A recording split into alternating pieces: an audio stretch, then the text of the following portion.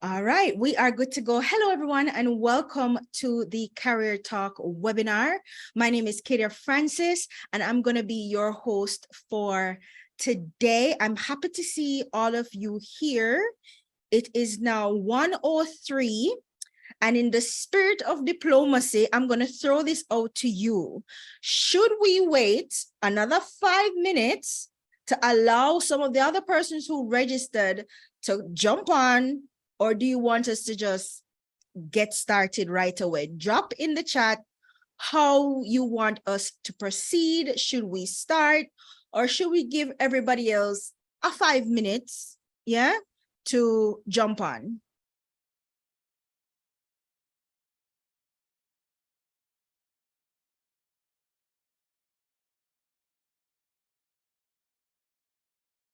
We could wait 5 minutes, says Shantai. Okay. Drop in the chat and let me know. Shellyanne says 5 minutes. Hi, Shellyanne.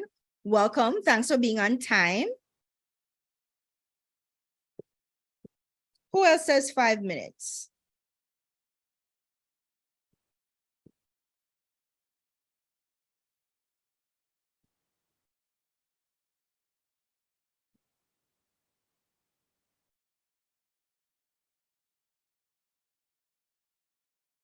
So only 2 persons says 5 minutes. Does that mean the majority of you want me to start? Let me know, Let me know.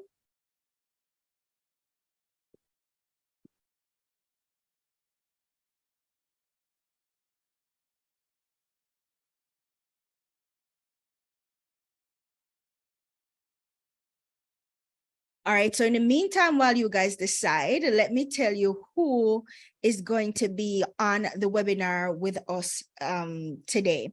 So we're talking about artificial intelligence, which is all the rage these days. If you're on Twitter, if you're on TikTok, if you're on Instagram, artificial intelligence is everywhere. It's in the tools that we use every day. It's in the social media platforms. It's absolutely everywhere. But we've been talking about it a lot lately. Why? Well, again, it's because it's everywhere. Now, regular people like me and you have access to this software every day, every single day. There are a ton of new applications, software, websites being pushed out and published on the web for us to be able to access this amazing technology. And then with platforms like TikTok, where you have AI, capabilities on the platform, it's becoming popular. AI art is very popular. There's a great big debate around AI art. ChatGPT has even further popularized artificial intelligence. So it's everywhere. It's becoming popular. It's the talk of tech right now, and everybody is curious about it. But in this webinar, what we're going to talk about is how you can get involved in AI, not just as a user of the technology, but maybe a developer of the technology or someone who works within the industry that contributes to the growth and development of this technology. We're also seeing that there's a lot of conversations from Jamaicans about not just the legitimacy of the technology, but whether or not it's something that we should trust. So there are a lot of ethical issues surrounding artificial intelligence. There are a lot of issues because we are people of color, we're Black people. And sometimes when it comes to technology, the bias that is already societal appears in the technology, gets transferred into how this technology operates. And you'll see that a lot, again, if you're on TikTok and you try to use any of those AI filters, we don't get the best results with them, do we, as Black people? And so that again is an example of some of the biases in tech. And so we want to see more people of color, more Black people get involved in the technology space in general, but in the field of artificial intelligence, because Experts feel as if artificial intelligence is something that is going to be an integral part of our everyday lives, even more so than it is now, and in ways that we've only ever seen in movies, right? So it's exciting times. A lot of exciting things are happening, and we want you to be able to get involved on the ground level. And that's what the BSc in Artificial Intelligence at the University of the Commonwealth Caribbean is all about. Preparing you to get involved at the ground level, to be a part of the decision-making process, to be a part of the developmental process, to be a part of the policy-making process, right? How are we going to use technology? Should we have things like ChatGPT in schools, right? And then if we are, how should it function? What are some of the other ways that we can use this technology to improve our systems and processes in government, to improve business, to improve healthcare, to improve education? There are multiple uses of this technology. And as persons who have the knowledge, right, and the know-how, you can help inform policy as to how we use and implement this kind of technology. So if that sounds like something you want to get into, then this is the right place for you to be today. And so to help us have that conversation so you can better understand what this thing is about, we have a few special people here that, gonna come on and talk to you. So first up, we have a special guest, Mr. Matthew Stone, right? Matthew Stone right now for me is the leading expert, I want to say, or the leading voice in artificial intelligence in Jamaica. He is a researcher, and I think he's now doing his doctoral program in artificial intelligence at the University of the West Indies, but he's also the founder of the Jamaica Artificial Intelligence Association. And so anytime we want to have a really in-depth and substantive conversation about artificial intelligence, he's the go-to person. And so he's here and he's going to be talking to us some more about what is artificial intelligence, uses of artificial intelligence, and best practice around artificial intelligence, right? Next up, we're gonna hear from Mr. Otis Osborne. Otis Osborne is the acting head of department acting HOD head of department for the Department of Information and Technology at the University of the Commonwealth Caribbean. And he's going to talk about careers in AI. What are some of the job prospects that you will have once you complete a degree and have your undergraduate degree in artificial intelligence? He's going to talk about some of the fields that you can work in and what the money look like, because that's what we want to know as well. Yeah, it sounds nice and it sounds sexy, but how much money we're gonna make? He's gonna talk about that as well.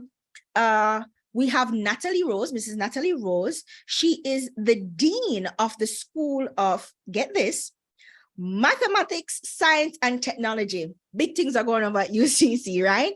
So she is the dean of that school, and she's going to be here to talk to us about the artificial intelligence program, what it's about, what you can expect, what are some of the learning outcomes, requirements to join the program. She's going to give you all the details about the new program that is going to be available starting this fall, that's September 2023. And then we're going to hear from our recruitment department, right? And they're going to tell you, they're going to talk about why is it that you should seriously consider not just doing the artificial intelligence degree, but studying at UCC. There are a lot of benefits to attending this institution and being a part of this institution. And they're going to tell you as well about the application process and what are some of the requirements and whether you can transfer credits and all those other good stuff, as well as some of the scholarship opportunities that may be available to you. And then after all of that, after you hear from all of these bright, brilliant people, we're going to open the floor to you so you can ask all the questions you want to ask, get all the information that you need to get in order for you to make an informed decision about how you move forward with this program. Sounds good? Good. All right, then. So we are going to jump straight in. Welcome everyone again.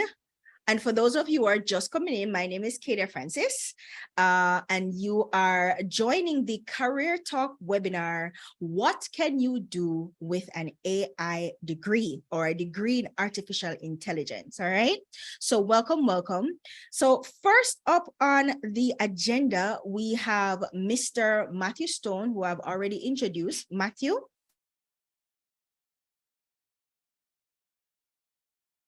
Hi, Matthew, how are you?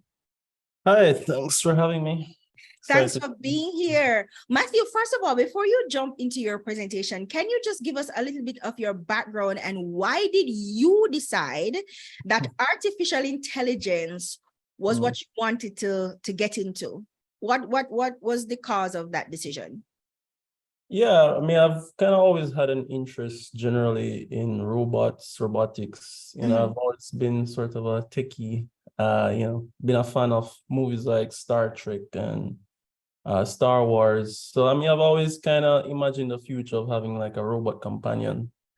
And I guess AI turned out to be that perfect field where I could explore that interest.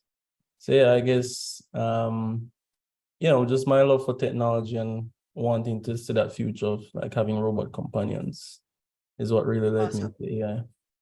And so what I'm hearing you say is that in the field of AI, there are multiple different disciplines that you can explore. Yeah, it's a very, I know when people talk about AI, the first thing they think of is like, machines destroying us or killing us all, but it's a very big field that will impact every industry. Yeah, it's been described as the new electricity because it will literally touch every industry right now. Is this the fourth industrial revolution? Yeah, definitely. Okay, and is artificial intelligence going to take our jobs or is it creating jobs? That's one of the questions, right? That's one of the things that scares people about the amazing breadth of this technology. Am I going to be replaced by it, or is it going to allow for more opportunities for me to earn? I think it's a little bit of both. It will create, I think it will create more opportunities than take away opportunities. I think a lot of people like to focus on it taking away jobs, but the fact is in the future, a lot of these jobs that people say are going to be taken away, a lot of people aren't even going to want to do them. So, what are we going to do when we have these jobs that need to be done in society and we don't have anybody to do them? So I think AI is actually coming at a perfect time because a lot of these jobs, we as humans aren't going to want to do them anymore. So we're going to need the machines to do them. So AI, what you're saying is that AI, like technology in general, is meant to improve our lives, right? And there are just some jobs that we're just not going to want to do because of quality of life reasons, right? But they need to be done, and let's use the technology to do it. Exactly. All right, great. So Matthew, I'm going to turn it over to you and you're going to talk to us about what is AI, why is it all of a sudden, or why it seems to be so popular all of a sudden, and what are some of the ways that as Jamaicans in Jamaica, we can use AI to improve just generally. All right, so over to you. Yeah, I prepared the presentation, so I guess I'll go through that. And so I kind of just want to talk generally, what is AI? So a lot of people have a lot of misconceptions about what AI is, what the capabilities of AI. But it's a really good time to be in AI. So, if you're on this call, be very excited that you're interested in the field of AI because even though there has been a lot of development so far, there is a lot to come. So being in the field and being a part of it, contributing to the field, it's very important that we as a society start doing that. But, when we talk about AI or when I talked about AI in the past, this is the image that, always played in people's head, the idea of AI taking over and we can't, turn off the machines, sort of like a Terminator scenario. The truth is, AI really and truly is all about automating tasks that we as humans would normally have to do. You can think of anything from, identifying which of your emails are spam versus not, or even recommending products online. The fact is, we've actually been using AI for a long time. It seems new, but a lot of the products that you guys are using, such as when you go on Amazon and somehow Amazon seems to know what stuff you'd want to buy, or when you go on TikTok or Instagram, those posts that seem so addictive, how is it that Instagram knows that I'd want to follow this person, or how I'd want to see these types of posts? That's really all AI in action. So, I mean, AI can do everything from, finding you the nearest path to something or to some location. I mean, you guys have probably used something like Siri or Google now in the past. And obviously right now, the big thing is ChatGPT. But where is AI coming from? The truth is, people have been thinking about AI since, the late 1600s. Philosophers, even like René Descartes, asked the question of, mind versus body and the duality. Is there like a ghost in the shell, a ghost in the machine, essentially? The actual field of AI really started, I'd say, in the 50s, thereabout 60s, post-war period. This is Alan Turing. So Alan Turing is a very important person in the field of AI. So he actually came up with something called a Turing test, which even today, this was from in the 50s, even today, people are using this test as a benchmark for whether something can be truly called intelligent. Essentially, you have a human respondent and an actual machine, and the job of the machine is to fool the human questioner or interrogator into thinking that it's actually the human. So if it does that, then it more or less passes the Turing test. From the 60s, people have been making, so chatbots aren't new. So from in the 60s, people have been creating these chatbots. And AI, even though it's getting a lot of hype now, even back then in the 60s or 70s, it went through its lull period. So it actually, we have this thing called AI winters. So at periods where funding for AI research kind of dried up because the promises of AI just did not come to fruition. So people back in the 60s thought we would have had a lot of the things we have now, but the hardware and the technology just wasn't there yet. In the 90s, I'll just go into some watershed moments in AI. In 1997, IBM created a computer program called Deep Blue that beat the world champion at chess. So, I mean, chess is one of those games that start off as, only geniuses can play. And, a grandmaster of chess, you have to have a high intellect to be a grandmaster of chess. And, the thought was if we could create a machine that could beat the grandmaster of chess, then, we've solved the AI, we've created something that's more intelligent than human. It turns out, from what we know now, creating a machine to play chess isn't as hard as we thought. It turns out a lot of the things we find easy as humans, like being able to see or being able to understand speech, are actually a lot harder to create in the form of AI. But AI, what we call AI, is really machine learning. It's all about taking data and learning patterns from that. So even think of a simple example of trying to predict prices for a house. It could be as simple as collecting data on the house, collecting, prices of those houses, and then essentially create what's called a machine learning model that's able to take in information and make predictions. So this model would be able to essentially predict the price of a house. So the idea is by taking in enough data, the machine can learn patterns and rules of how to predict based on the input. Or it could do stuff like classification. So maybe you can classify whether something is in a particular category or not.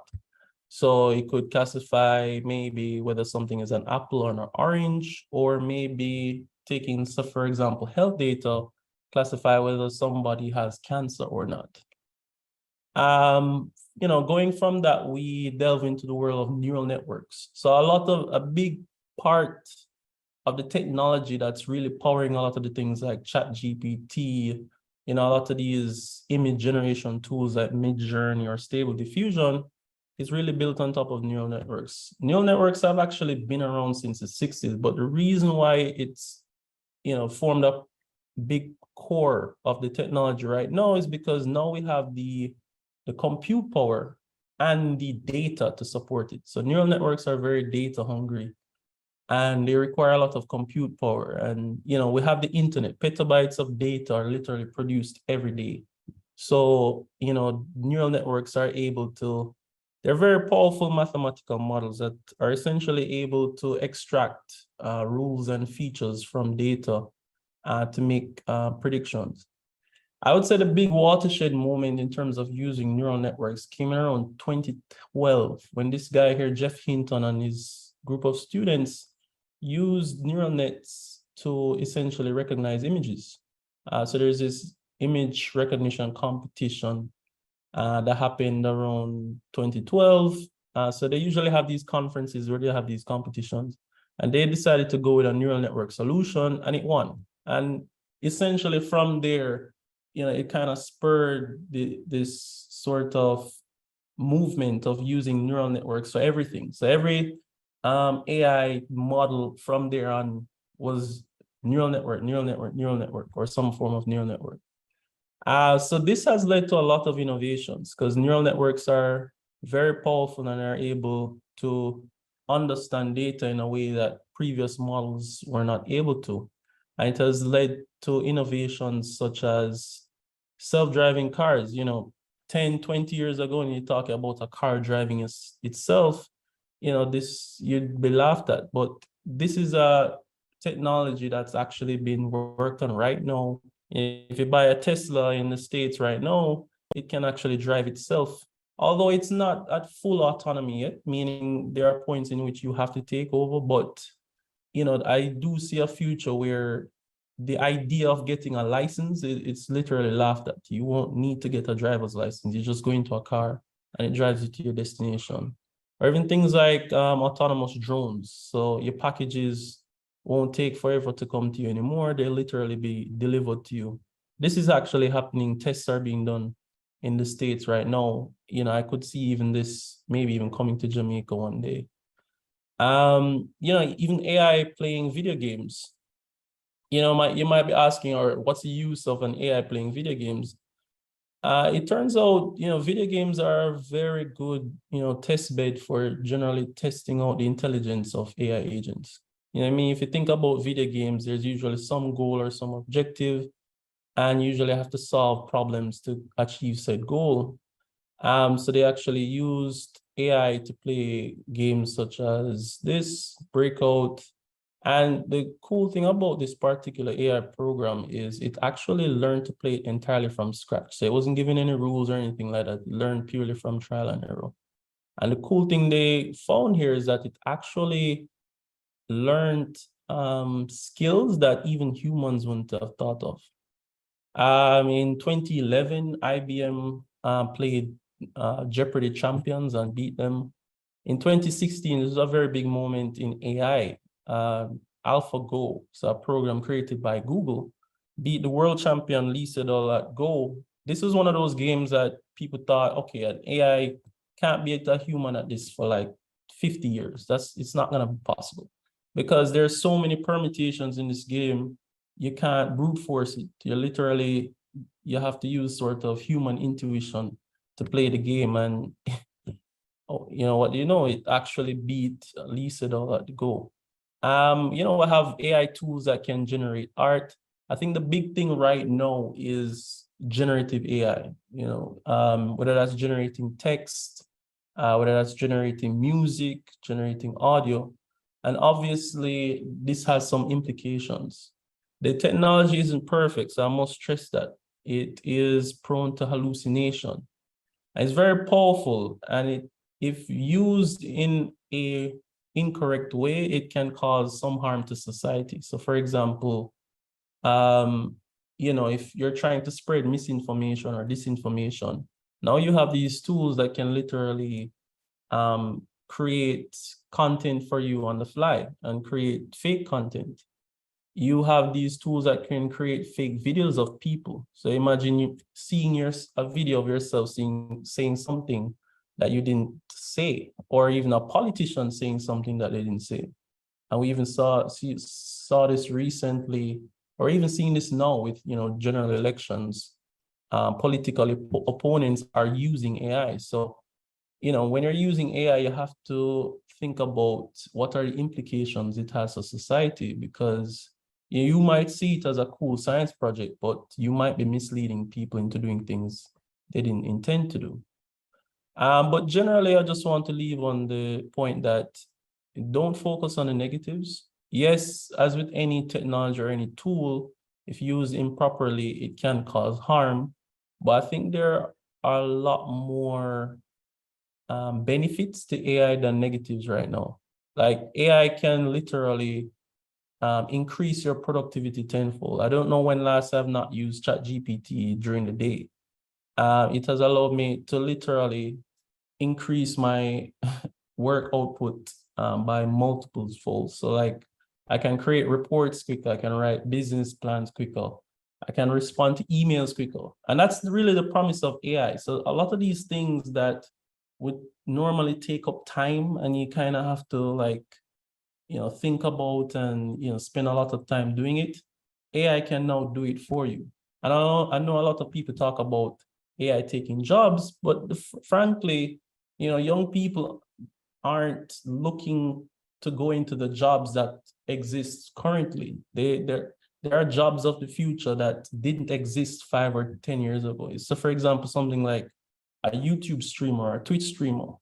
10 years ago, you told somebody you're gonna make money streaming on YouTube, they laugh at you. Now it's an actual profession. So, as with any new technology, new jobs will come about. And don't even think about just jobs. I mean, just imagine what solutions you can create with AI, what problems you can create with AI. We're talking the possibility of a utopian future where it can solve, any medical problem. It can help us with research on energy. I mean, the idea or the promise of AI is that it will allow us as a species to actually advance to that next level, where the AI is helping us as a society to move along move a lot faster towards, technological innovation and generally just solving problems that will help society. Everything from education to healthcare to energy, AI can be used to help propel us along that path. But yeah, I'll end right there. I guess I'll take questions at the end. Thank you. All right, that was excellent. Thank you so much, Matthew. Really appreciate you going into the history of AI, because as we said earlier at the start, it is not new technology.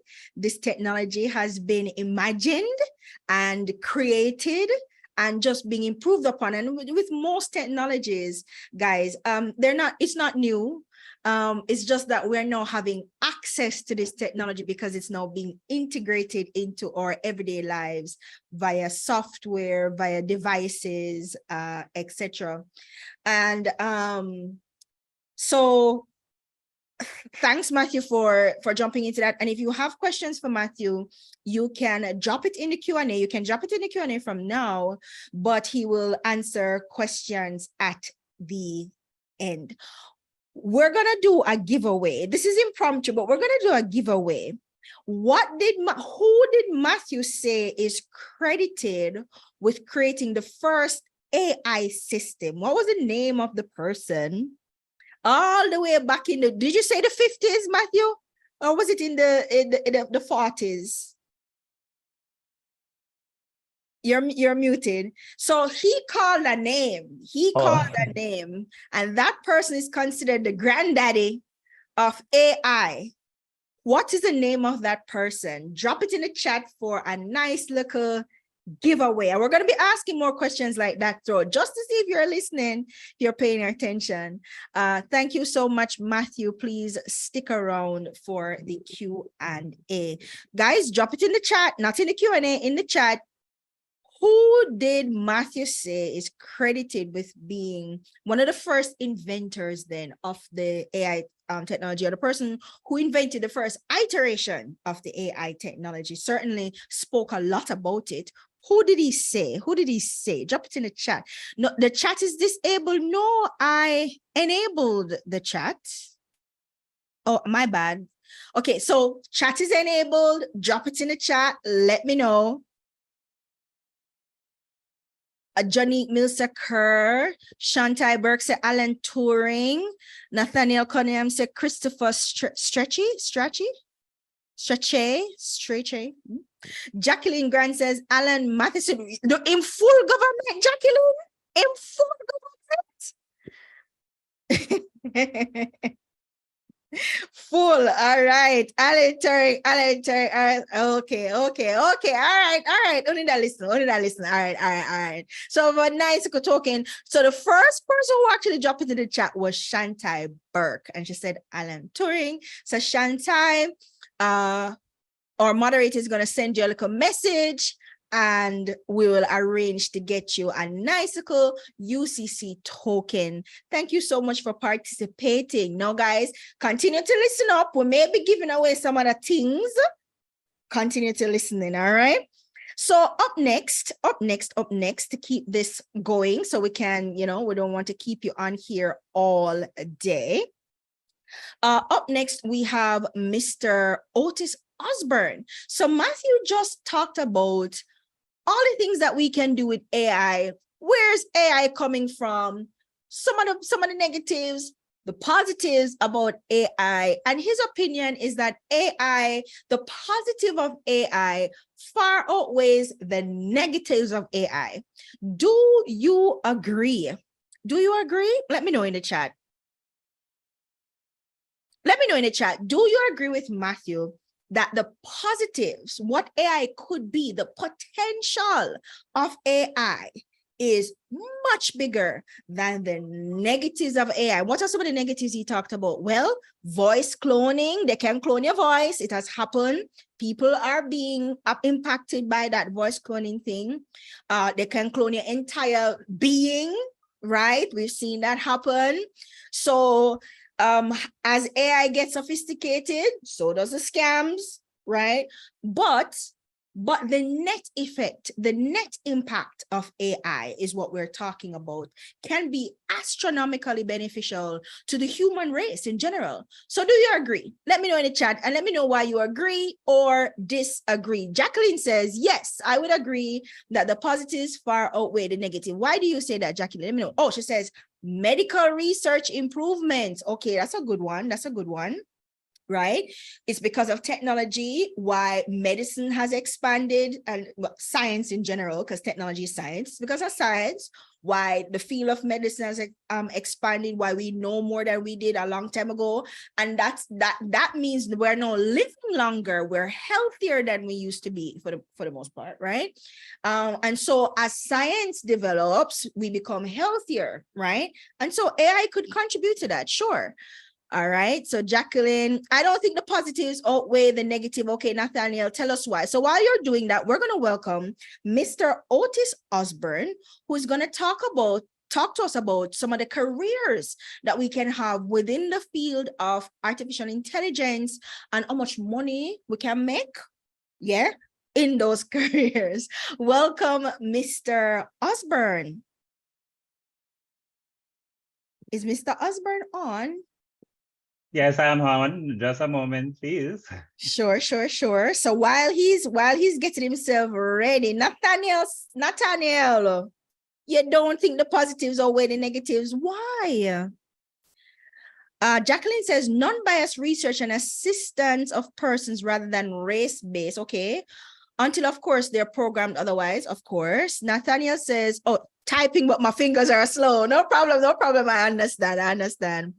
Shantai says, I would say neutral AI systems produce inaccurate or unfair outcomes due to flawed data algorithms or design choices. That sound like shade for ChatGPT. That sounds like ChatGPT shade.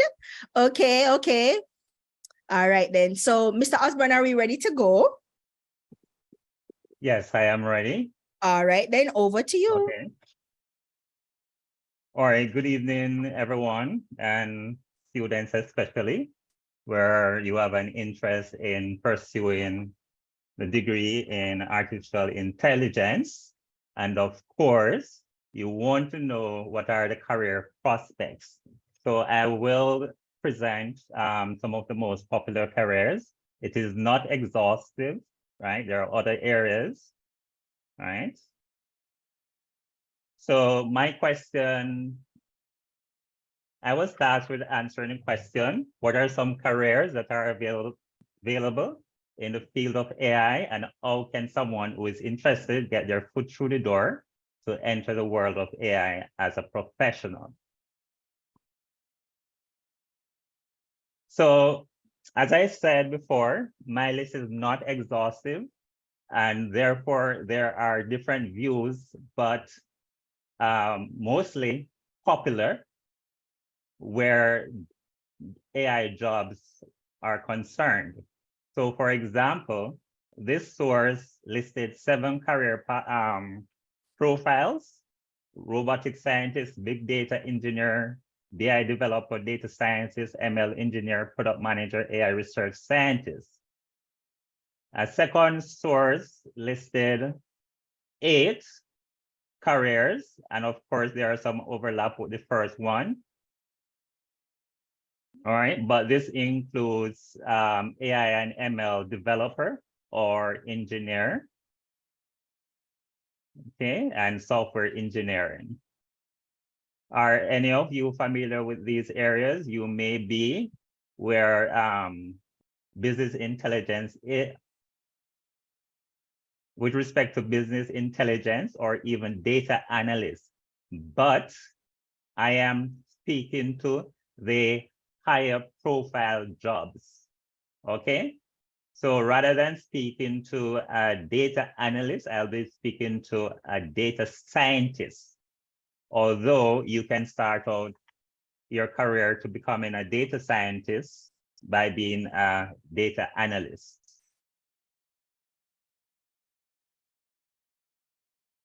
So I'm just going to give a brief overview of a few of the careers. So for the business intelligence developer, as you know, students, organizations, data is big business, all right? So it is what moves and shakes the industry. And in fact, it is very costly. Even in the sale and purchase of data, because as you may know, that some unorthodox individuals will actually sell your data for big bucks, all right?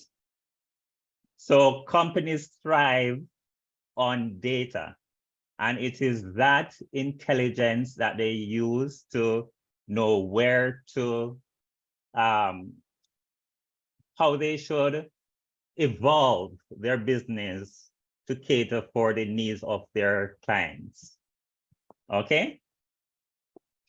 And this does not only include business students, it also includes governments.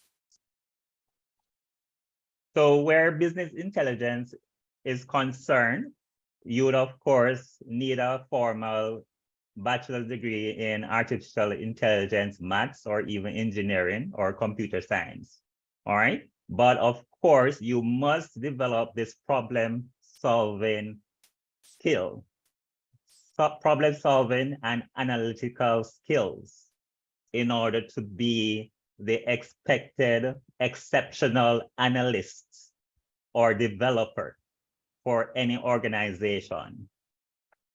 All right. So you're able to transform data into usable insights. So these insights impact business decisions significantly. All right. So as the BI developer, you are a key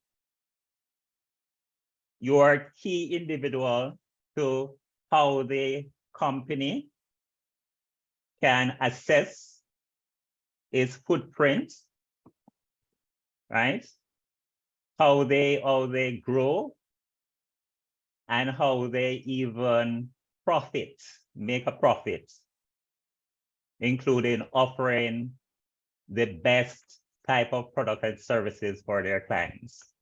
For a big data engineer, you would need to, what you're dealing with is the company's data, the whole data warehouse.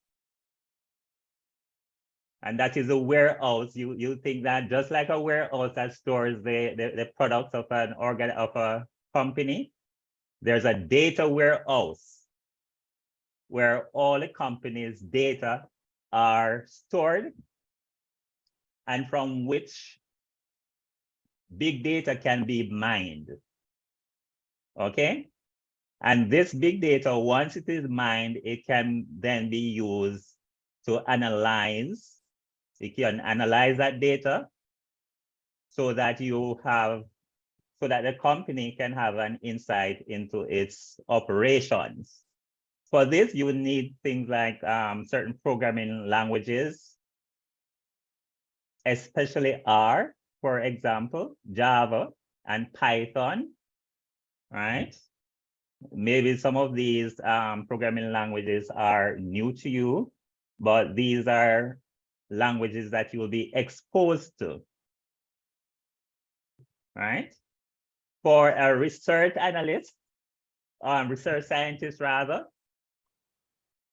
pretty much you're going to be investigating AI, right? The potential of AI. And of course, you'd use those potentials to improve business processes, including in manufacturing and so forth, health, care, education, right? But as a research scientist, you'll be an expert. You'll be well-versed in things like reinforcement learning and natural language processing. So if you have ever heard of like an expert system, like even a medical expert system that is able to conduct surgery on an individual, right, without minimal or no human intervention, right, just using a robotic arm and the expert knowledge that it has in its data bank, right? So here you of course you have to be versed in applied mathematics, machine learning, and deep learning. All right. And for the AI and ML, so ML means machine learning developer or engineer. So you are, as the engineers, you are the problem solvers. You create, test, and implement the different models, AI models and machine learning models, right? You'll be in charge of things like statistical analysis, testing, design, all right? There's a robotic scientist. And of course, you may know that robots are now being used in the industry, including at Amazon, right? On the warehouse floor to move products, including to make deliveries, right? And this is a fast pace. This is becoming a very an evolving area where robotics are concerned. And it may not be an actual humanoid, right? Who is a robot that behaves like a human. All right. But it can be any robotic arm or any other components of the robot that you have helped to design and train. Software engineering. As you may know too, AI is being incorporated into software. So as a software developer or engineer nowadays, it is vital that you have AI knowledge and skills, right? And programming skills, because software developers now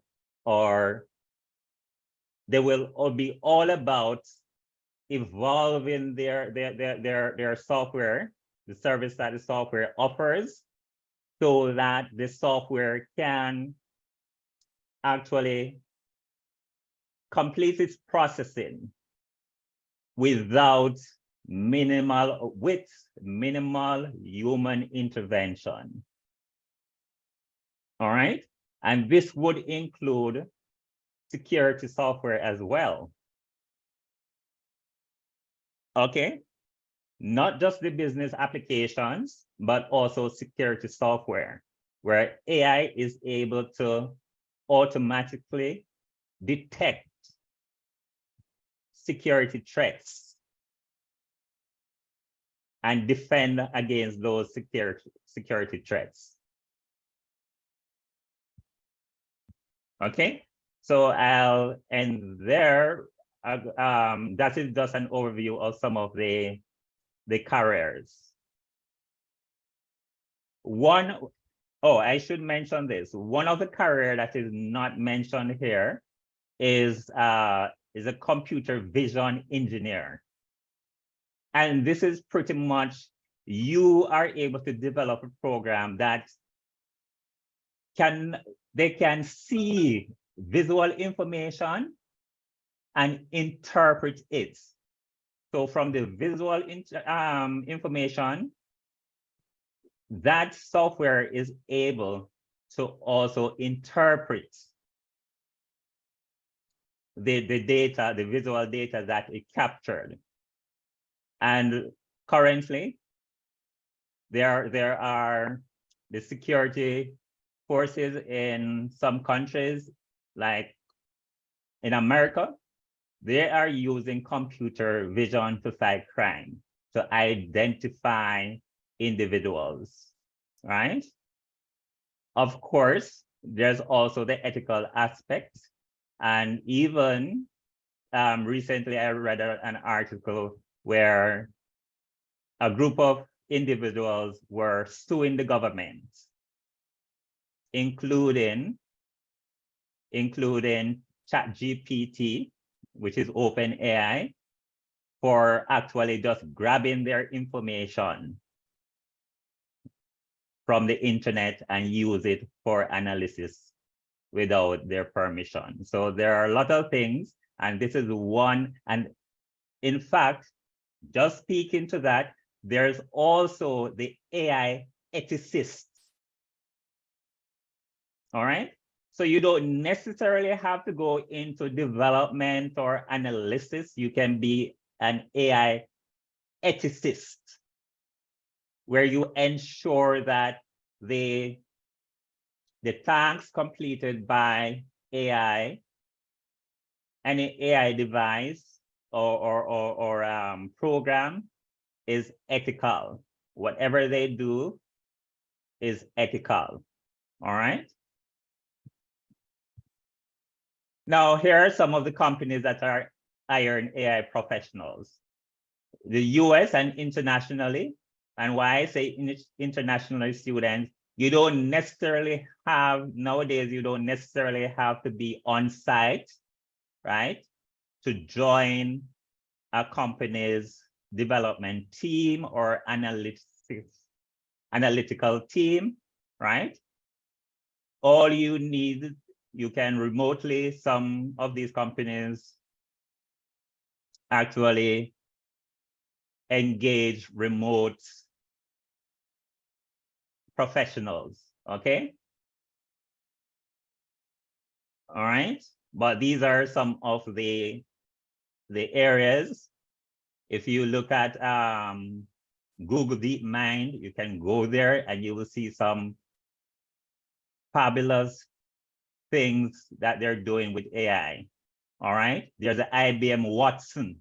You can research that and see what they are able to do and how these AI systems are helping governments and businesses to evolve.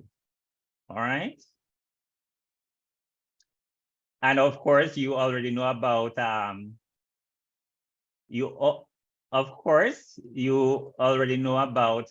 OpenAI's ChatGPT, all right, which is also being used by Microsoft, and Google has come out with Google Bard, all right. In Jamaica, you have several companies, and I'm sure there are more on the landscape, right? You have Augmented Jamaica, you have Startup.ai or the Startup AI, and you have Stone Technologies Limited, who you have met its founder, Matthew Stone, right? And as I say, there are more companies on the horizon because AI is a focus nowadays. It is helping companies to move from just being an idea to becoming a reality.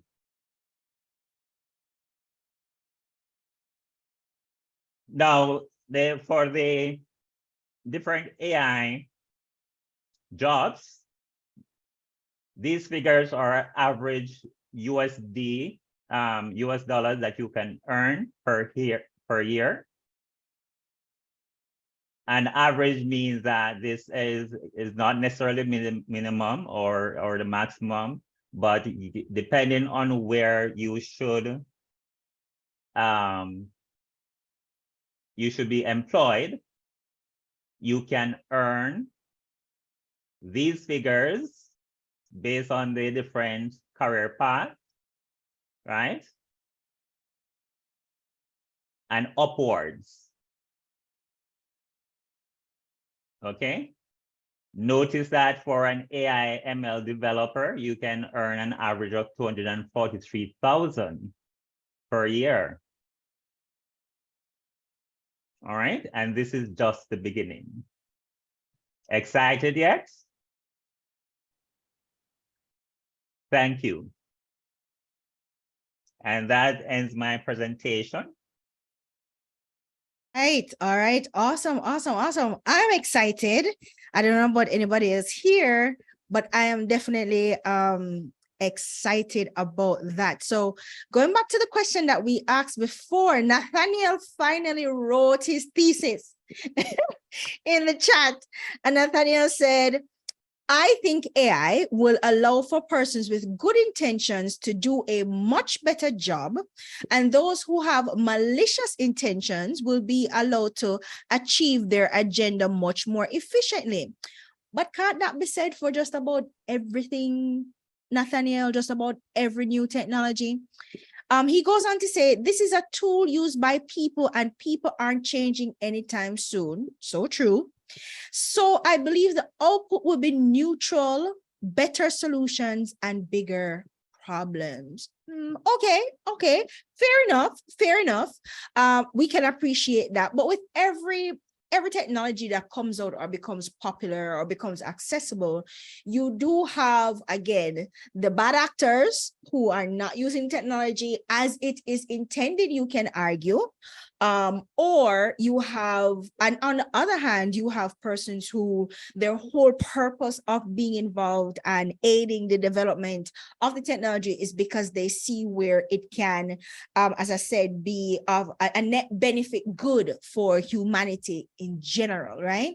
But there's a balance that you have to kind of try and strike a balance, or not in some cases, as to what is the impact or the greater good, and what are the negatives, and how can we work to increase the positive impact and minimize risk, right? And that's one of the things as somebody who works within the field, if you're an analyst or you're part of the policy making team, that's some of the things that you're going to have to consider.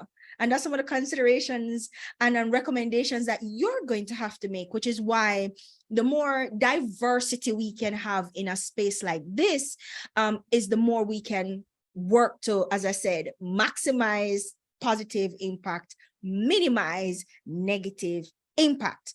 All right, then thank you so much, Mr. Osborne, and thank you guys for talking to me in the chat. We've had some really good responses so far. So guys, another giveaway right away. And I know my moderator in the background going, oh my God, because these are unplanned. But I like to reward my audience for engaging, right? It's always good to incentivize. And so if the first person to drop in the chat and tell me one of the careers that Mr. Osborne mentioned, just one, anyone. Oh my God, you guys are, I'm finished. Okay, all right, fine. All right. You guys are quick. Kalia Phillips, data scientist. Did he say data scientist? Is that what he said, Kalia? Martina, let me know if he said data scientist or did he say data analyst? All right, you guys are quick on the draw. Data mining analyst, he said. Oh, Kalia, you are so close. You are so close. All right, then. So I'm gonna, Shantai, I can't go with you again because you already get something. So I'm gonna go all the way down to number 3 and say Amelia Hunter. All right, then AI ethicist. No, that's probably going to be one of the most important jobs within this field, guys, to become an ethicist, because what ethicists are responsible for, or what they do, is bring awareness to some of the issues that are in the field and how they affect marginalized groups, impact that they can have on these marginalized groups, and how we can fix it, as well as how we can protect ourselves while we're using this technology. So I think, in my opinion, the ethicist, that is going to be one of the most important jobs within this space. All right, then. So we're going to move right along, because as I said, I don't want to keep you guys on here long. And we're going to invite on now Mrs. Natalie Rose. And Mrs. Natalie Rose, again, is the Dean of the School of Mathematics, Science, and Technology. She's one of the authors of the undergraduate artificial intelligence program at UCC.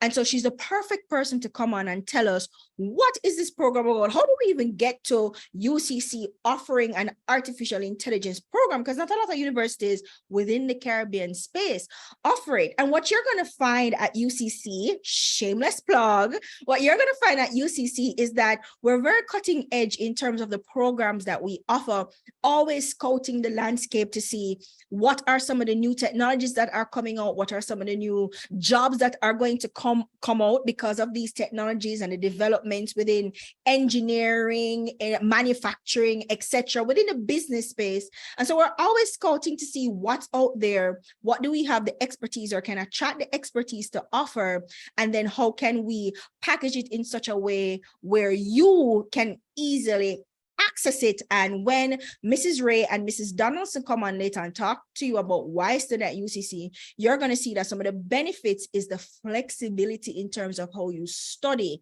That's one of our biggest advantages, and the fact that we have such diverse programs, because I don't want to preempt anybody, but we have 2 other really sexy tech programs coming for fall. Miss Rose may or may not mention them, but you can definitely follow us on social media.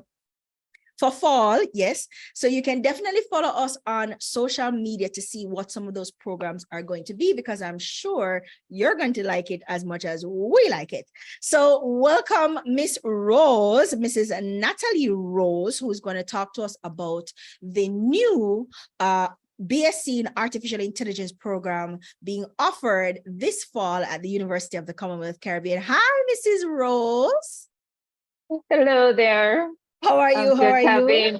I'm just having fun. I'm just smiling away, just listening to you. I'm hoping you're gonna let us know some of the other tech programs that we're gonna be offering this fall, hopefully. But you're here to talk to us about we're hoping it not for fall, but we want it definitely for January of 2024. January 2024. Yeah. All right, then. So over to you.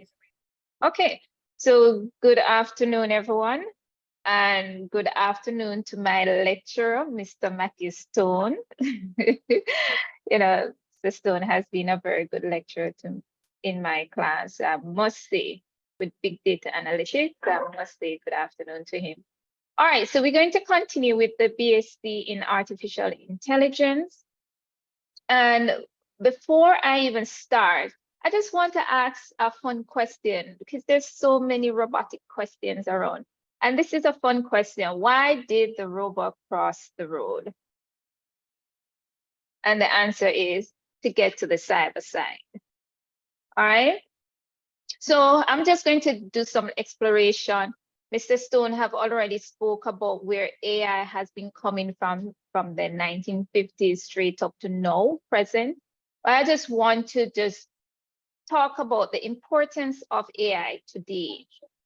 We are using it, as Mr. Stone has said, we are using it in Siri, we're using it with Amazon, even Netflix, your WhatsApp, it all has the AI feature.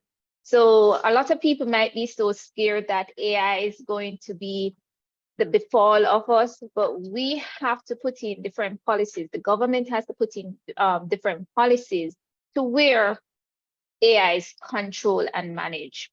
All right, so AI is very important now, because in the economy, right now in businesses for analyzing data, automating tasks. Actually, my PowerPoint presentation, I've asked ChatGPT to guide me through it, which was very quick, because it took me 15 minutes to come up with this PowerPoint presentation with the guidance of ChatGPT instead of doing 2 hours. Healthcare, you know, AI help in finding cure, new discoveries of cure, diagnosing illnesses, diseases, patient care, health management.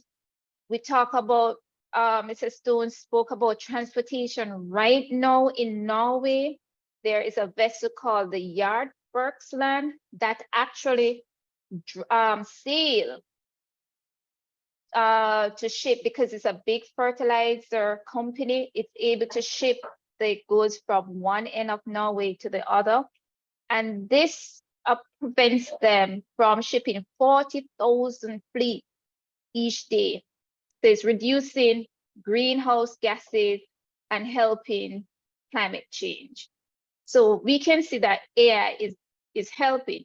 In education, AI is helping to personalize learning for students. It's helping you to actually automate your tasks. It helps with giving you ideas on how you can write your papers, but we don't want you to just copy everything that you get and claim it as your own. You need to put that individual touch to it. But AI in education is not only helping students, but is also helping lecturers. So where is AI going? What's the future going to look like with AI? Yes, a lot of jobs are going to be displaced, you know, but we're going to have new jobs. The jobs are going to be more refined, and we're going to have jobs that you never thought of before. So you, as a small island, as a developing island, you have to think about, where do you think you're going to be in the next 20 years from now? What do you think jobs would be like in the next 20 to 30 years? It's not going to be like this. Technology is ever so changing. Do you remember when you used to go to the bank, or your mommy or your aunt or your uncle used to go to the bank to change their check that they get from their for salary? And when they change it, they either large sum. Right now, you just go to the ATM. You don't need to handle money anymore. So what banks are doing, you're replacing tellers, if you think about it. And there's so many other things that is automated. And AI going to be that forefront, because it's ever so changing, and there's so much demand for AI, because we as humans, or persons or people, we want to live an easy and flexible life. However, there's also ethics where AI is concerned. And it's not only for AI, any computing technology, we always have to have some guidelines, policies that is put in place by government to protect people privacy, fairness, accountability. These are the things that persons or government has to put in place to address where AI is going. And there it goes to about barriers that are needed, because when AI surpasses the human intelligence, we talk about things like the artificial general intelligence, where, you have these super AI that will be thinking on their own. What do we do about that? It may seem scary, but yes, we have to have some fail-safe put in place for super intelligence AI. And AI is good. As I said, things that will take 10 days or 5 days, with the use of AI, we're talking about minutes, seconds to come up with. AI can help to solve climate change. It can help waste management. It can help even with crime rate. It can help in those areas. And that leads to the area that, what are people doing? We need the expertise, because we can't just build a machine and leave the machine as is. We can't build the software and leave it. We need to make sure it is managed, it is monitored. How are you going to write policies if you don't know it? And this is where the program comes in, where what is BSc in artificial intelligence? It focuses on a larger area. So it encompasses the computer science, the math, engineering, all of these areas are entwined into this program. So we're looking at courses that will have machine learning, data analysis. We have robotics and neural networks, and there are more. There are much more courses, but these are just a broader area. There's a lot of math courses in there. There's a lot of programming courses in this program, right? But at the end of the day, I'm going to go through the learning outcome. What are you going to take away after you finish this program? So moving on, I'm going to show you a video. Ford Motor Company, they uses this robot to help with their day-to-day work, and the name of the robot is Digit.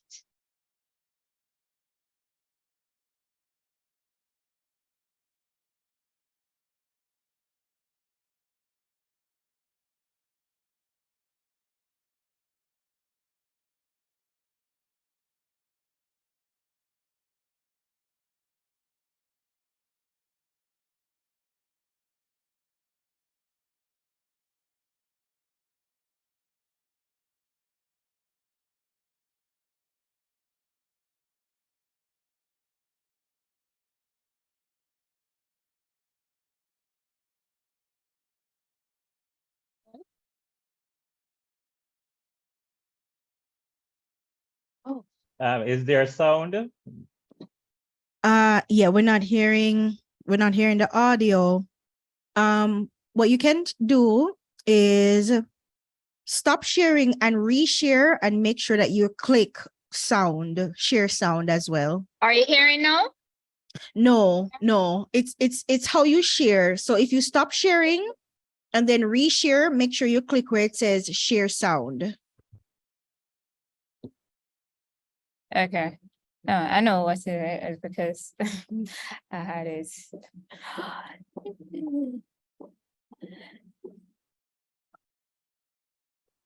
Okay. In the meantime, while Miss Rose works that out, Jacqueline in the chat says All she right, deposits with her just phone. give me a minute, please. Sure, no problem. So while Mrs. Rose work out that little glitch, going back over to the chat, and Jacqueline Can you said, hear me now? "We can hear you."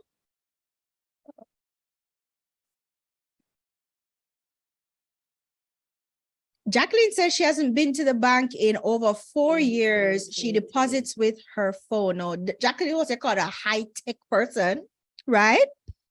Won't AI replace me in the classroom? What do you mean by that, Yvonne? That's interesting.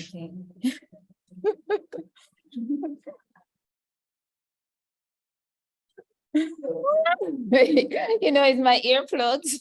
Anytime I change my earplugs, this is what this earplug is. Okay, let me stop sharing.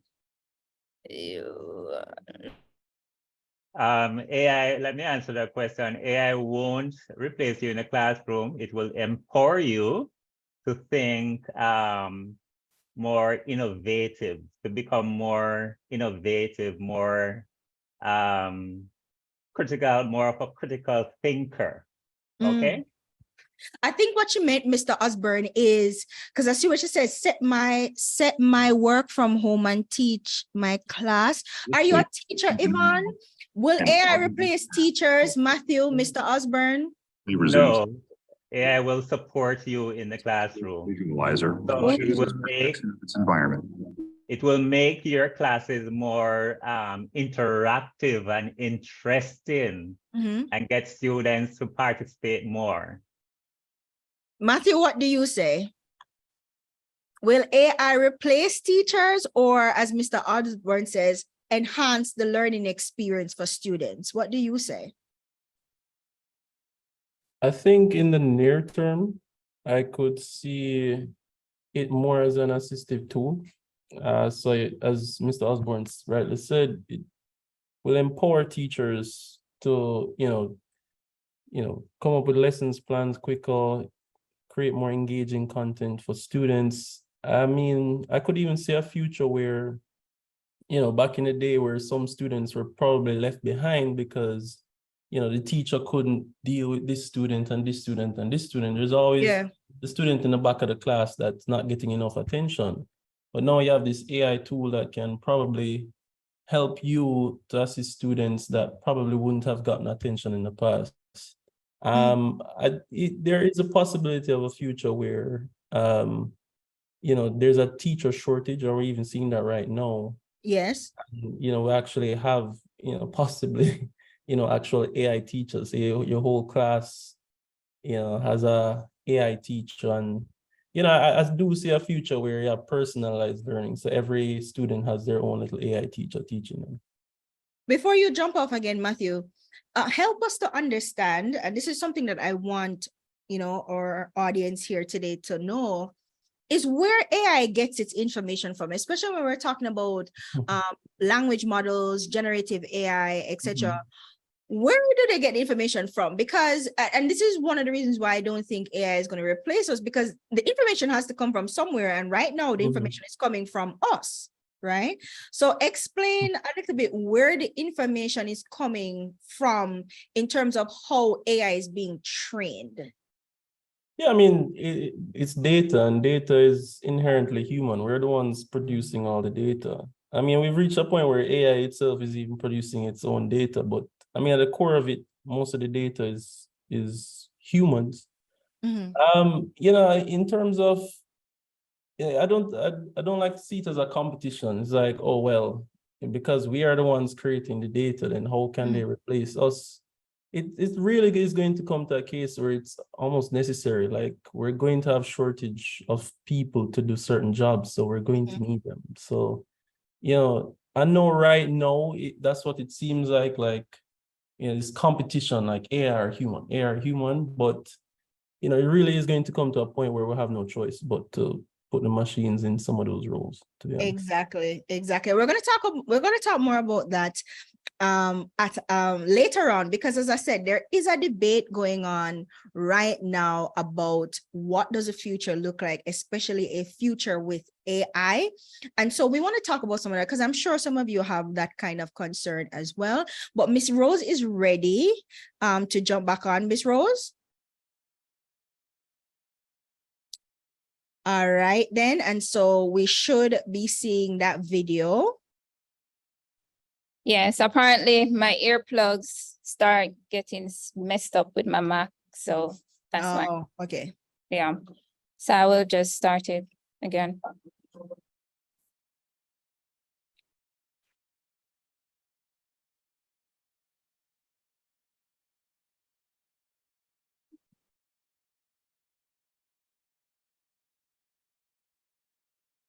I'm still not hearing.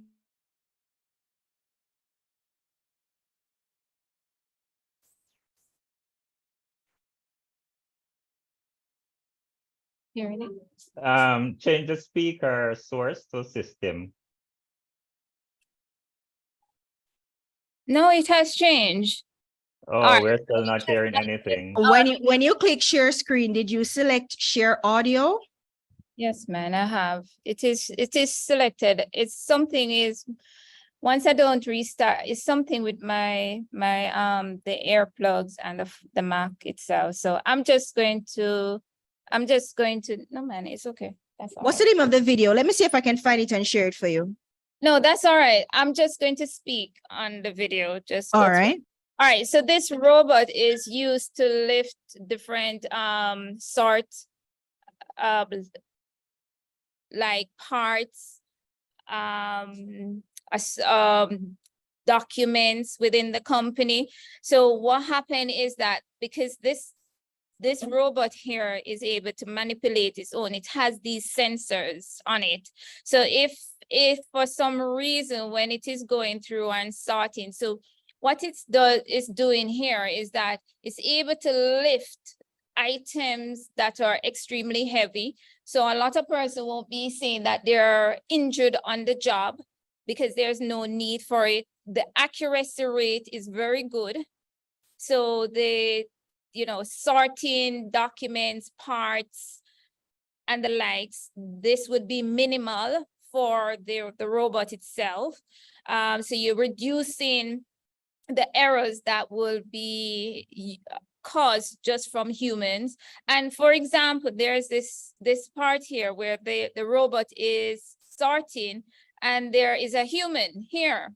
What the robot does is to stop, because then it will see that there's an obstacle in its way, try to find the angle where it could redirect and actually walk around that obstacle, which is the human being. So that is, so even if the person is there, the robot can walk away from the human for it to continue its task. All right, so why study AI? Studying AI is, you know, this field is growing, is developing very fast at a rapid rate, and we need the skills. And if we don't have the skills, we're not able to go with the technology itself. So the skills need to be learned. So we have to be able to embrace ourselves with these cutting edge technology that are appearing. But for us to embrace, we have to train. We have to learn it. We have to train it, else we're going to be left behind. So because AI is a cutting edge technological advancement, we as humans have to have problem solving ways to, our creative way, how we going to solve problems. So AI can provide us with guides or insight, but we have to come up with other creative way in solving problem with the help of AI. And because of that, we need that technical experts. We need the technical skills and experts. And as Mr. Osborne has said, because of there's a niche for it, a lot of persons will be well compensated once they're in this type of field. So a picture is worth 1,000 words. But if we actually look at artificial intelligence and look at the program that we are going to be offering here, students who completed this program, they're going to be walking away with a lot of things. They're going to be learning the different algorithms behind machine learning, natural language processing, computer vision, robotics, and the different areas of AI. Because AI is not only these alone that you see here, it extends further than these. But we're going to be able to take these algorithms and techniques and do data visualization, analysis, interpretation, data preparation, and you're going to be able to use and create and control robotic systems. And it's not only in a building, but in cars, in ships, in manufacturing companies. So there are a lot of things that AI will introduce within this program. Natural language processing, that, like what Siri does, or Google Assistant, so those are the areas, those are the skills that you will be taking away when you finish this course.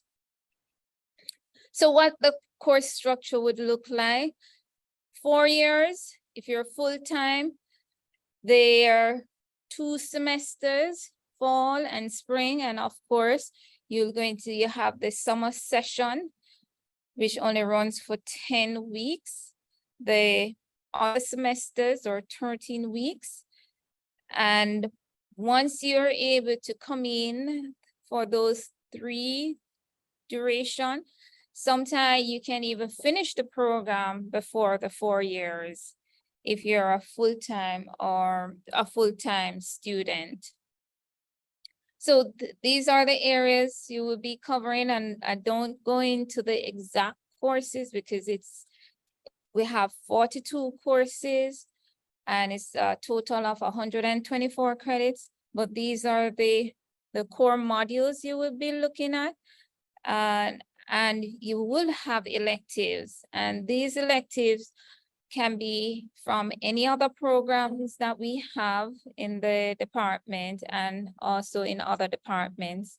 So you can look at robotics, because the AI program doesn't only look at just robotics itself, but if that is what you want to go into, more advanced robotics, then you can do so.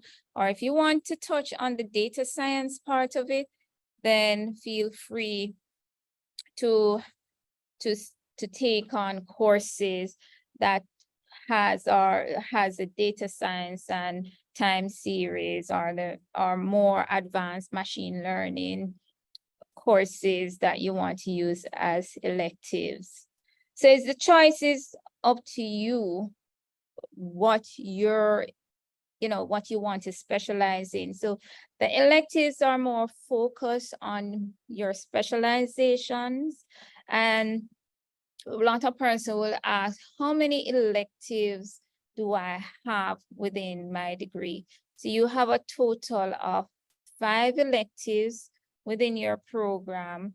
You have 2 in your first and second year, and 3 in your third and fourth year. And then in the last, you have your capstone project. These are for final year students, and you'll have a chance to apply your skills and knowledge to gain a better understanding of the studies. And students may want to design their own AI application, something that has not been developed before. So this is where you will now have to do research. You can do like research and collaborate with other companies, partners, to actually solve a real world problem using AI itself. So as there was an interview on Twitter, and the gentleman said, we are no longer going to need programmers anymore. Programmers are going to be, and this is Iman Musta, right? And he you know, he is a CEO of Stability AI. He's the maker of the Stable Diffusion, and he says that in the next 5 years, there's no need for programmers anymore because AI will be doing that job. Programmers are going to be non-existent because we already have the tool to write programs, so we're not going to need physical programmers. So you have to think about, as I said before, you have to think about where you think you want to be in the next 20 years from now, because things and times are going to change.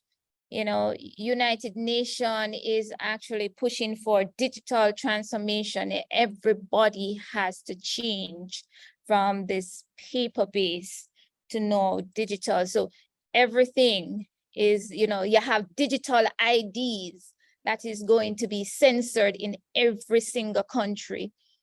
So you have to see how you're going to plan your future.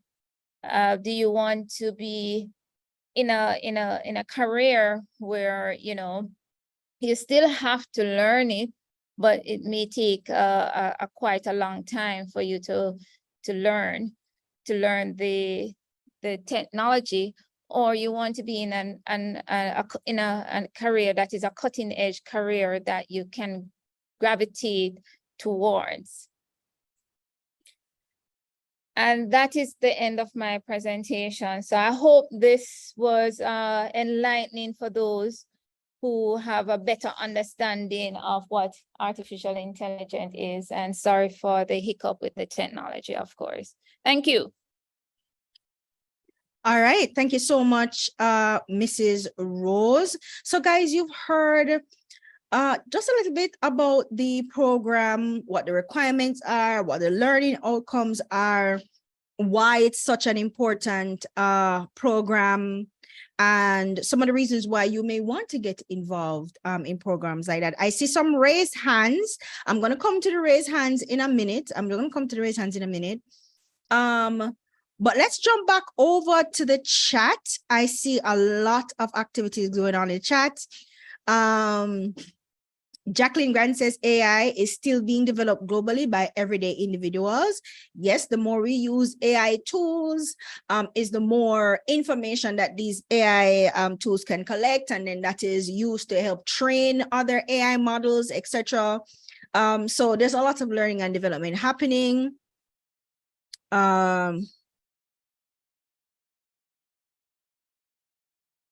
Andrew asked a question about the distinction between the data science and the time series analysis specializations. Drop that in the chat, Andrew, please just drop that in the Q&A, sorry, so we can ask when it's time for Q&A. Ivan says 4 years, no way, you must have a diploma for 12 months. Oh, we're gonna talk about that as well. Yvonne wants to know if it is online or in person. Please to drop that in the Q&A, Yvonne, as well. Neil wants to know cost. So all your questions, we want to answer your questions, but make sure that you're dropping them in the Q&A, so it's easy for us to go through and find your questions, and I won't have to then be scrolling through the chat to find the questions. All right. So again, thank you guys so much for your patience and for your engagement in the chat. We love a festive webinar, right? And so we're moving right along to our next presenter, who is going to be talking to us about why you should study at UCC. Mrs. Eileen Hooper Donaldson is the Senior Recruitment and Enrollment Administrator for the undergraduate programs at UCC, and she is going to be on. Mrs. Hooper Donaldson, are you here with us? Yes, I am, Madam. Yes, she is. Here we are. Moderator. And so she's going to talk to us about why study at UCC and some of the benefits of being a part of this institution. Over to you, Mrs. Donaldson. Thank you, Moderator Katie Ann. I'm Eileen Hooper Donaldson. I'm one of the recruitment and enrollment officer at the University of the Commonwealth Caribbean, UCC. And so on behalf of the UCC family, we welcome everyone here this afternoon as you will learn as much as you can at this information session, and while sharing exciting information on our technology program to come. Earlier this afternoon, you heard all the exciting information on the digital era. And thanks to our presenters this afternoon, Matthew Stone, Natalie Rose, Otis Osborne, and now for myself, I will be just telling you why UCC. And you know, as technology continues to advance, the demand for skilled IT professionals is on the rise. And so UCC offers a range of programs to equip students with the necessary skills and knowledge to excel in this dynamic field. UCC also offers a wide range of other programs, from the professional short courses, someone was asking before, diplomas, undergraduate degree programs, to graduate programs in the fields of business management, humanities and law, and science and technology. So why UCC? Careers such as for our participants this afternoon, coming to UCC offer high quality education that prepares students for successful careers. Expert faculty and state-of-the-art facilities. Students receive a comprehensive learning experience here at UCC, affordable tuition fee as well, to ensure that the education is accessible to all. So careers in artificial intelligence, unlocking opportunities. This is an opportunity for all of us in the digital age advantage. We need to get ready to take off on a digital career experience. So fasten your seatbelt, explore the world of digital possibility. So as you looked at AI career and opportunities, this field of IT offers a wide range of career paths. As mentioned before, the software development to networking in cybersecurity, data analysis, science, and much, much more. But guess what? At UCC, students have access to internship, industry collaboration, and networking opportunities, opening doors to exciting career prospects. And what more can you want? Yes, UCC also boosts a diverse learning environment that boosts UCC as an established, strong partnership with leading technology companies, giving students invaluable exposure to the industry. So through some of our internships, guest lecturers, and collaborative projects, students can gain practical experience and build connections that enhance their employability. So at UCC, we unlock the doors to industry success, and we enhance the digital experience to explore vast opportunities. And as mentioned earlier by our presenters, growing demand. Technology continues to advance, and we all agree, and the demand for skilled IT professionals is on the rise. So get on board. UCC offers IT programs and knowledge to excel in this dynamic field. Join us on the exciting journey and be part of the digital revolution. Unlock your future with UCC. And mentioned before too as well, career advancement. Enrolling in UCC provides students with a comprehensive edge in the job market. And with a UCC degree, graduates can have enhanced career prospects and increased earning potential. The combination of quality, education, and a affordable tuition fees set students on a path towards a professional career success. Artificial intelligence, AI, engineering, machine learning engineering, data engineer, robotics engineer, software engineer, and data science, to name a few. As mentioned before, we will incorporate all of that. So experience the thrill of working with a cutting edge tool and technology. I want to not only just convince you, but to experience that learning experience at UCC, because UCC is committed to providing students with access to state-of-the-art technology and also resources.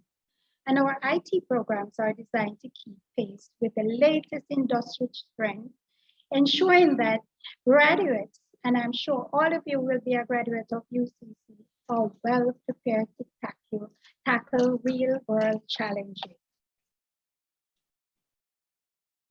So what's in store? The advantages of a UCC AI degree, ease of enrollment through UCC and UCC affordable tuition fee cannot be overstated. A diverse learning environment, career advancement opportunity, embrace the opportunity that UCC provide and unlock your potential. And this is where you get into it. So the admission requirements to UCC, candidates must have a minimum of 5 subjects at the GCE or the CXE level, including a mandatory language such as mathematics, English and mathematics at grade A, B, or C, or 1, 2, or 3 respectively. A CXE subject pass at level 3 must have been obtained since 1998. Candidates can also join our UCC family who possess a minimum of 4 CXE. You can also apply pending the outstanding CSEC subject. You may opt to do one of UCC replacement core subjects such as formats, English for academic purposes, and fundamentals of accounting. So we have something for everyone. Candidates can also opt to apply under the mature entry, so we don't leave anyone out. To be accepted under this level, applicants must be working for 5 years or more, be of the minimum age of 25, and then you will require your academic qualification, whatever academic qualification you may have, a detailed resume, a job letter, and 3 professional references. So get prepared and note, applicants must too as well can be at the age 17 years of age on the day of entry for the first day of class. Documentation of proof of age, birth certificate would be required, and students below this age may be admitted if they satisfy the general admission requirement, and their parents or wards certify their approval of the same. So there are many opportunities for the young and mature persons like myself. So the duration of our undergraduate degree program, as earlier someone was mentioned, how long does it take? Yes, we have our Bachelor's of Science degree that goes up to 4 years. It's a 4-year program, but guess what? It can be reduced up to 2 years if a student gain advanced standing with an appropriate Associate of Science degree or equivalent qualification. So we are preparing for you. So the admission requirement, which is a standard application process, students will need to complete an application form, whether it's online or you can come in to us at our campuses. Admit a recent passport size photograph, provide copies of academic qualification, such as your CSEC result, GCE, and also you can provide an official transcript from your previous institution, and so we will work with that. So it's easy, the access is so easy. Affordable tuition fee and payment arrangement is, we work alongside our students. You cannot pay your fees in full or you can pay by semester, you can speak to our student financial services to make an arrangement for an affordable, how you can start, and you too can start at our university. At UCC, we also provide an early bird financial amenities, scholarship where applicable, and payment plan option to students and their family. by reducing the burden of a one-off tuition fee. Students can make an arrangement how they can be able to pay. And we also utilize students' loan. So guess what? An AI career is for everyone. You have reached the end of what I have to present to you. And hopefully you will call even this evening. You will get in touch with us tomorrow. You will come and visit us on campus. So to explore the benefits of UCC, its IT degree career, stay tuned and contact us for more information and interest in this program. So guess what? Embrace the digital revolution. Seize those opportunities and shape the future with UCC. And I want to thank you for listening, and we hope you are now inspired to embark on a rewarding journey in the field of IT, more so AI. Thank you. Over to you, moderator. All right. Thank you, Mrs. Hooper Donaldson. That was an excellent representation of what it is that we have to offer here at the University of the Commonwealth Caribbean, and some really great reasons why you should consider studying at the University of the Commonwealth Caribbean. Really appreciate it, Mrs. Hooper Donaldson. And now it's time for the Q&A. So asking all our presenters to jump back on, turn your cameras on, and let's answer some of these questions. So if you had your questions in the chat, we're asking you to copy the questions on the chat and put them in the Q&A so it's easy for us to find them, so we can answer all your questions. And this lovely lady that we have on the screen in the pink is Mrs. Andrea Ray. Hi, Mrs. Ray. Welcome to the webinar. Mrs. Ray is the acting VP of Student Affairs, Enrollment Management and Wellness. You see the bossy title what the people them have? Yes. That's how we do it over here at UCC. Them get fancy title because they do important work. All right, so let's jump over to the Q&A. If you want to ask the questions directly, you want to jump on and respectfully ask your questions or share a comment, etc. Use the raise hand feature. Okay, don't abuse it. Use the raise hand feature and we'll get you. So let's start with some of the questions. So Yvonne Johnson is asking if there is a 12-month diploma program. I suspect if that's for AI. Is that what you're asking? If there's a 12-month diploma program for the AI course, Mrs. Rose, I think that's for you. Sorry, we don't have any diploma. We have short courses that you can do, and that's corporate education. Mrs. Ray, you want to speak on that? Mrs. Ray? Sure, absolutely, I can. I know the AI program is brand new, exciting. It's the crave right now. It's a rave, but at the moment we are still actually in discussions about the diploma. But as we speak now, it's actually the short courses, as Miss Rose said, as well as the bachelor's degree and the associate degree. So stay tuned, Yvonne. Something we are possibly having to come on stream. So let's bear with us. All right, Yvonne. So Mrs. Ray, who is the acting VP for enrollment, says that is something that we're working on in the background. We're only just launching this program for the first time. We're learning as we go along as well. But we do offer short courses in our corporate ed department. And I'm going to ask Martina to drop the link to the webpage for the artificial intelligence program and for our short courses, so you can see what that's all about. Doreen Malcolm says, can I see the slide that shows the salary after the video? If you go to the link, once Martina drops the link, Doreen, we actually do talk about possible careers and salary on the webpage for artificial intelligence, so you can check that out. Andrew also says, I am interested in the MSc in computer science with data analytics. When will this course be fully available, Mrs. Rose? All right, Mrs. Ray, you want to say? I yield to you. You go first and then I'll pick up. All right, so that falls on the UCC Global, and Mrs. Ray is going to speak on that. Right now, we have online the MSc in Data Privacy Protection and Cybersecurity.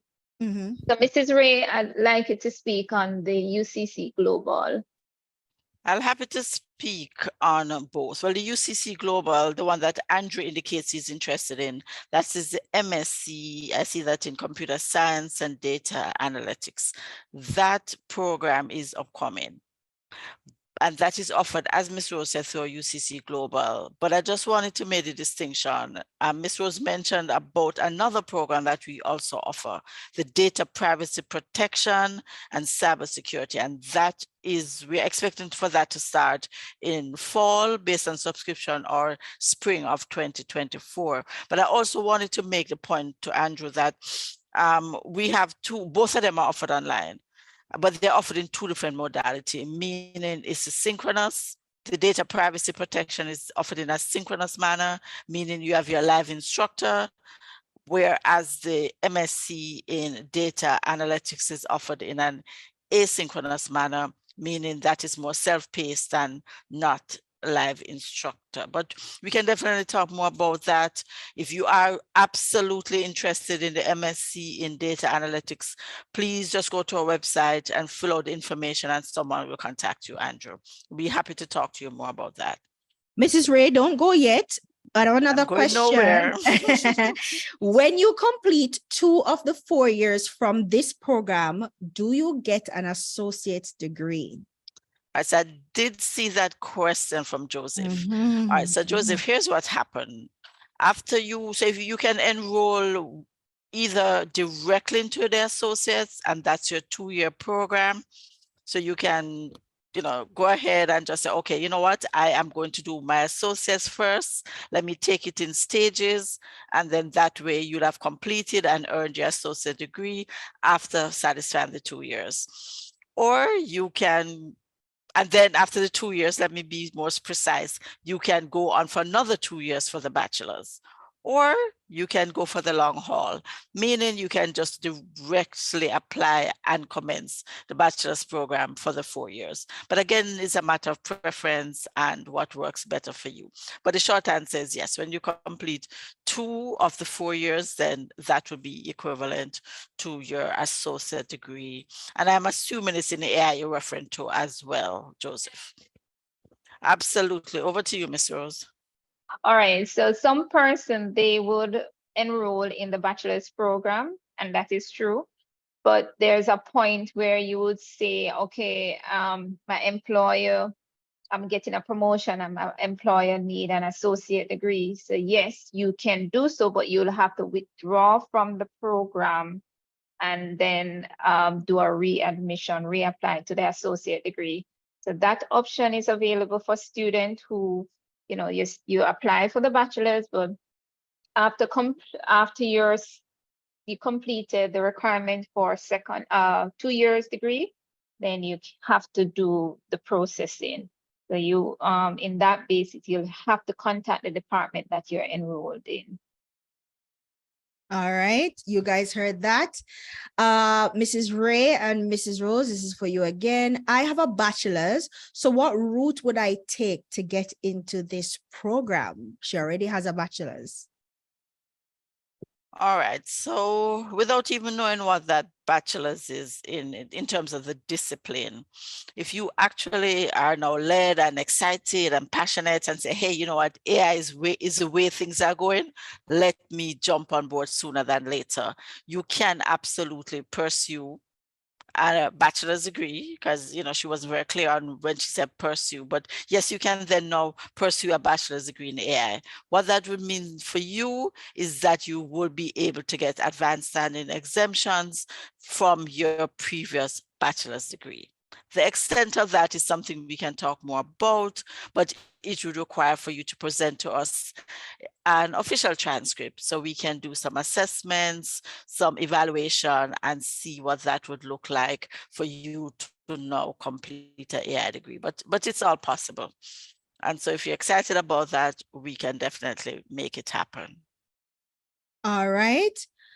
any possibility of working with this program remotely? Not sure what you mean by that, Jacqueline. What is available in terms of remote for those who are not able to? Oh, so can you enroll in this program and study completely remotely? I think is what she's asking. You can enroll for this program, meaning you're going to be studying, your modality is going to be online. And I'm interpreting the online to be remotely. So yes, that is an option for you. That is definitely possible. Yes, but let me chime in here. This is Ray. There are some courses that you will be doing that you will have to have the device. So if you're going to be doing it remotely and you're not able to come in and use the lab, then you have to purchase those devices on your own so you can manage the course, because we will have it here on the campuses, and it depends on which campus, where are you located. Are you in Jamaica? Because then you could go to the different satellite campuses that we have to use it during the class session, or but most of our classes are in the week or in the nights or on weekends. So if you're going to be doing the courses remotely, which is online, and you're going to be doing classes, you make sure that you speak with your lecturer first, or you speak with the head of the department on the fact that you won't be able to come to the campus no matter where you are, okay? But it should not be a problem. It's just that we do have a few courses that are going to require you to do some hands-on things. But there are other courses that we use simulators, so you shouldn't, but we have different workarounds. So please speak with us when that time comes. All right, Jacqueline, so for your final question, what devices are those? That's something we can talk about. Do you wanna talk about that, Ms. Rose? What are the devices that you're referring to, or would you prefer her to connect with you?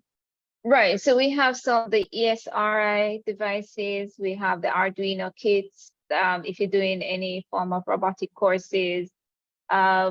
Software wise, we use like the LabVIEW and the Tinkercad, so that should not be a problem. But when you have those devices, when you have those software, you have to actually have that serial device that you have to connect to, and your machine has to speak to you using the USB. Okay. All right. So we have two raised hands. Samoy Burke has a raised hand. What's your question or comment, Samoy?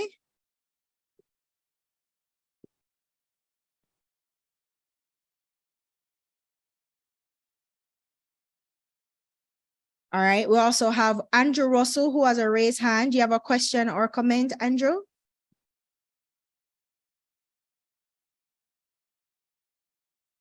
No? Okay.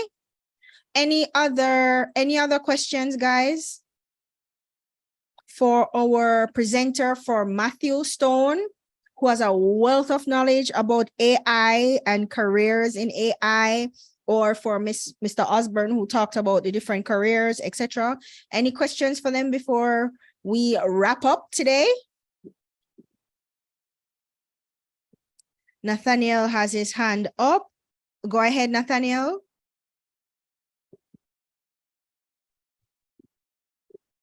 Are you hearing me now? Yes, we're hearing. I just want to say thanks. I really enjoyed the presentation. I think it was very informative. This question I'd like to direct to Mr. Stone. So I know he has a company centered around AI, and I'd like to look at things at the end point. Like, what are some of the projects that you are working on currently in Jamaica, or some of the things that you are trying to employ using AI technology in Jamaica?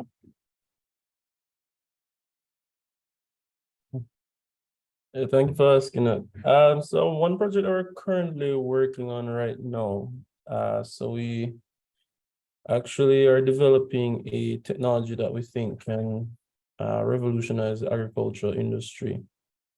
So right now, the coconut industry is facing a labor crisis. So believe it or not, people still have to climb coconut trees to get coconuts. So, one of the things we're doing, we're actually creating autonomous drones that can supplant that effort. So they'll actually be picking the coconuts. So where humans were once required to do that job, a machine is now able to supplant that effort. And our hope is that it will make the process a lot more efficient. The yield will be a lot greater. But yeah, the most important thing is solving the labor crisis that's happening in that industry right now. I mean, that I would say is our major project that we're working on at the moment. All right, that's awesome, actually. And sometimes, and this is why AI and technologies like AI is so important. As Matthew said earlier, it's the jobs that nobody wants to do. And it's also replacing manual labor as well. Things that are difficult for us to do, labor intensive. It replaces that as well, and it makes it easier for us. Oh Lord, Nathaniel says he has a follow-up question. What's the question, Nathaniel? So I do think it's interesting that you would target the agricultural sector. But I was hoping that you would have a project centered around like predial larceny. I think that's like a big thing. Well, I'm glad you actually mentioned it, because our drone doubles as both, our drones doubles as both harvester and, I guess you could say, security. So that was actually one of the big, like when we actually went out to the farms in St. Elizabeth, that was one of the big problems that they brought up, predial larceny, that, people are coming onto the coconut farm stealing the coconuts. So that's actually one of the core uses of the product. So it's not only going to be, supplanting that harvesting effort, but also we'll have drones that, surveil the property, as well as if, for example, someone comes onto the property and say triggers an alarm, the drones will be dispatched to the area of breach and it can swim back video. So, I mean, that's all a part of the whole package, essentially. But yeah, I'm glad you brought that up, because that was literally one of the biggest issues that they brought up to us. All right. So again, solving everyday problems, making our lives that much easier, right? And so frees up our time to do more interesting things, the things that we love to do, art, music, whatever, right? That's what technology is all about. And that's why we are exploring the technology field to see what's available and what we can do to get more Jamaicans involved in the space. And that's what this artificial intelligence program is all about. So Andrew said his computer doesn't have a microphone, but the question is, how will the BSc in AI be positioned against the MSc in computer science with data analytics? Is there a juxtaposition there? Is one like the other? Should I choose one over the other, Ms. Rose? That's two different programs. There are some courses that the computer science with data analytics, you have to understand something. Data analytics is totally different. Data analytics is very much a multidisciplinary field, right, Mr. Stone? Artificial intelligence will pick several different areas. So it's not the same. And then the masters in computer science, the thing with this is that you're doing half computer science, half data analytics. So it's not like you're doing everything that is data analytics. However, having some form of knowledge and experience in AI will help you with this course. It will cushion you nicely when you're doing the MSc. As we said, you know, this this program is asynchronous. It means that it's like Udemy. You watch the videos and then it's for 5 weeks, and then you do the assessment afterwards, and then you move on to another course. So you really do not have a tutor in the class teaching you. You're on your own. You're self-paced on your own, but you only have 5 weeks to complete each module within the master's program. So you have to be careful which one of the program you're choosing. If you're going to go to the asynchronous, which is the UCC Global, which the master's program is now, that MSc in Computer Science and Data Analytics. We do have some other traditional master's program that is also 5 weeks, but it's more synchronous. So you'll have a lecturer, a live lecturer within the classroom that will take you from one phase each week to the other phase. All right. So if there are no more questions, I'm going to say thank you guys so much for being with us today, for jumping on the webinar, for being a really awesome audience and engaging the way you have, for asking questions, for sharing your thoughts. We really appreciate it. But we have one more giveaway. And I'm going to ask Mrs. Rose or Mrs. Ray, what should the giveaway question be? Just to see if they're learning and if they're hearing. What should the giveaway question be? I'm gonna allow Mrs. Rose or Mrs. Ray to decide, and then we're gonna do another. Says I'm ready. Okay. What should the giveaway question be? Ms. Rose, Mrs. Ray? The commencement of the BSc in Artificial Intelligence. When is the start date? All right. When is the start date for the first cohort of the BSc in Artificial Intelligence? When is it? Nathaniel, spring 2024, Nathaniel. So Andrew also says September 2023. Any other participants?